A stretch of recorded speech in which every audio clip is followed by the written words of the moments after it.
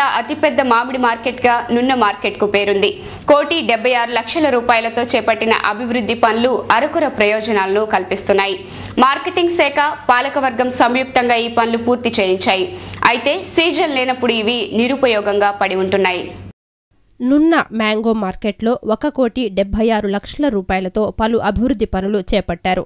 Market ప్రధాన ద్వారం వద్ద ఇతర ప్రాంతాల్లో మామిడి ధరలు తెలిపే బోర్డు ఏర్పాటు చేయడానికి 3,50,000 రూపాయలతో పనులు ప్రారంభించాలని నిర్ణయించారు.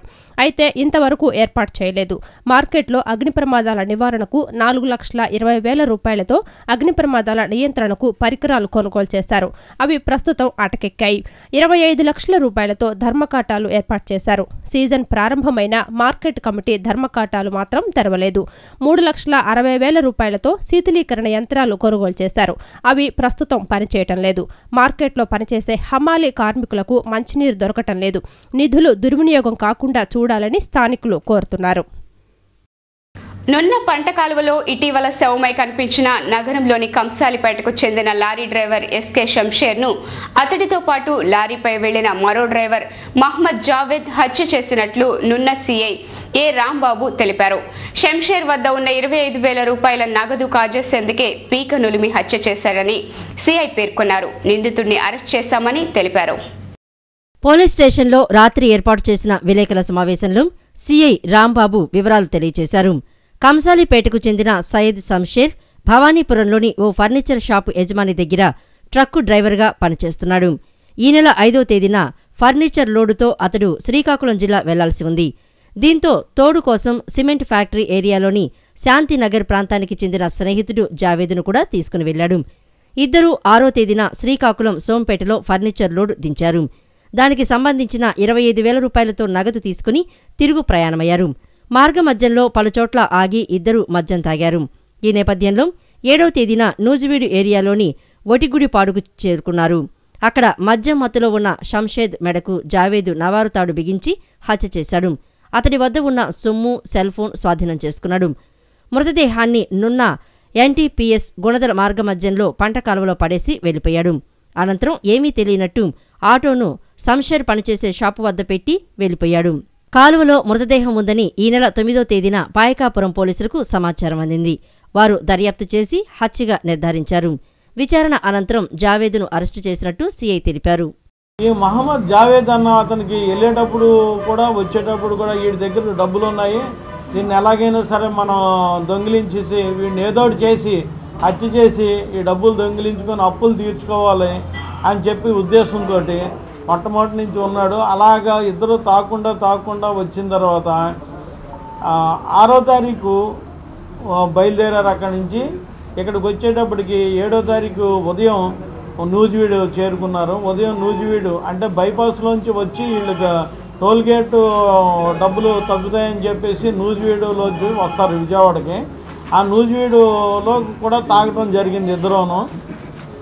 తాగిన తర్వాత మళ్ళీ నూజివీడు దాటిన తర్వాత వట్టిగూడిపాడు అనే విలేజ్కి దగ్గరలో, నూజివీడుకి దాటిన తర్వాత 3 కిలోమీటర్ల తర్వాత వట్టిగూడిపాడు విలేజ్కి ముందల ఒక ట్రక్ ఆటోని మళ్ళీ రైట్ సైడ్కి ఆపుకొని, లెఫ్ట్ సైడ్ వచ్చేది మళ్ళీ టర్న్ తిప్పి రైట్ సైడ్కి ఆపుకొని బాగా తాగేసి మత్తుగా పడుకున్న షంషేర్ అని మెడకి ఈ రోపు ప్లాస్టిక్ పైన వీళ్ళు కట్టుకునే ఈ నవ్వారు తాడుతోటి మెడకి ఉరిగా బిగించి అతన్ని చంపడం జరిగింది.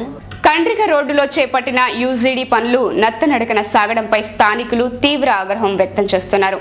గతుకులమయమైన రోడ్డుపై రాకపోకలు సాగించాలంటే తీవ్ర ఇబ్బందులు పడుతున్నామని, రోడ్డు నిర్మాణ పనులు వెంటనే పూర్తి చేయాలని స్థానికులు కోరుతున్నారు. పాయకాపురం నుండి కండ్రిక వెళ్లే రోడ్డులో గత ఏడాది అంతర్గత డ్రైనేజీ నిర్మాణాలు చేపట్టారు. యూజీడీలో భాగంగా మెయిన్ రోడ్డుపై గత 6 నెలల క్రితం కల్వర్టు నిర్మాణం ప్రారంభించారు. కల్వర్టు నిర్మాణంలో జాప్యం కారణంగా స్థానికులు తీవ్ర ఇబ్బందులు పడుతున్నారు. కల్వర్టు నిర్మాణం కారణంగా కండ్రిక వైపుకు వెళ్లే బస్సులు రాకపోకలు నిలిచిపోయాయి. బస్సులు లేక మహిళలు, విద్యార్థులు నానా అవస్థలు పడుతున్నారు. రోడ్డుపై రాత్రి వేళల్లో నడిచి వెళ్లేందుకు మహిళలు భయపడాల్సిన పరిస్థితి నెలకొంది. మందుబాబుల ఆగడాలకు అదుపు లేకుండా పోయిందని, కల్వర్టు నిర్మాణం త్వరితగతిన పూర్తి చేసి రోడ్డును పునర్నిర్మించాలని స్థానికులు కోరుతున్నారు.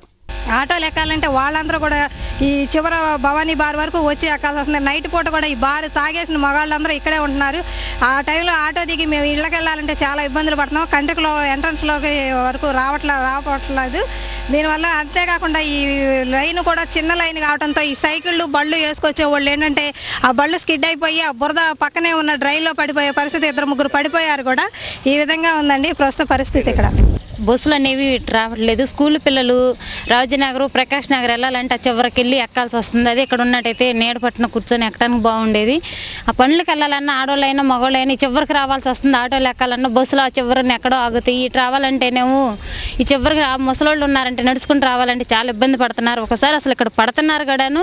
స్కూల్ పిల్లలు బ్యాగులు మోసుకోలేక అల్లాడిపోతున్నారు. ఈ రోడ్డు ఇప్పటికి చాలా అయింది తోవి.